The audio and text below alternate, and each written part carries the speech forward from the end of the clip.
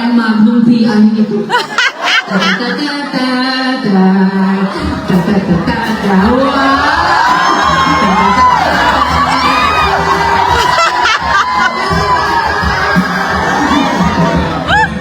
especially for Hawaii, di ba? Alam mo, napanood kita noon. Mas maaga tayo nag-iwala. Ano ba talaga Hawaii? Ginagawa yun. Pero na mga cute na mga cute. Thank you. Mas very cute. Pwede ba natin ulitin yan? Maraming masasaktan. Okay, napaka-sentimental talaga.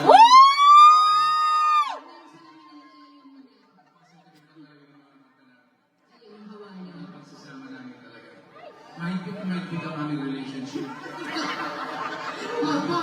And that is because this song, ano ka na, started it all. Ako sa left ko. Ayan. Yeah. Ito kaming love team. Ako sa left. Mga ka-dear heart, kamusta rin lahat?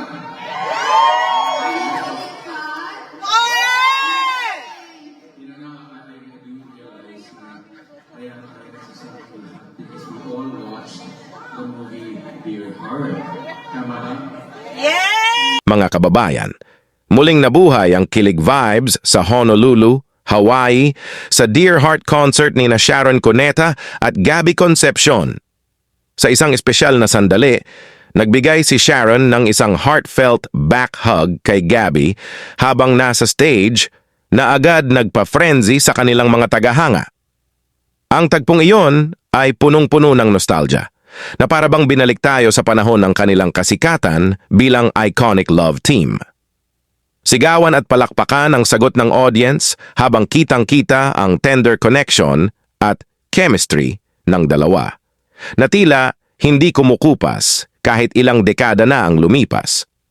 Ang ganitong mga sandali ay nagpapaalala kung bakit mahal na mahal sila ng kanilang mga tagahanga. Ang kanilang natural na gestures at sinseridad sa bawat performance ay patunay kung bakit sila nananatiling isa sa mga pinaka-iconic na tambalan sa kasaysayan ng Philippine entertainment. Ang gabing ito sa Honolulu ay hindi lamang tungkol sa musika. Ito ay isang pagbabalik tanaw sa isang timeless love team na patuloy na nagbibigay ng saya, kilig at inspirasyon sa bawat Pilipino. Tunay na isang unforgettable na karanasan para sa lahat ng Shegab fans.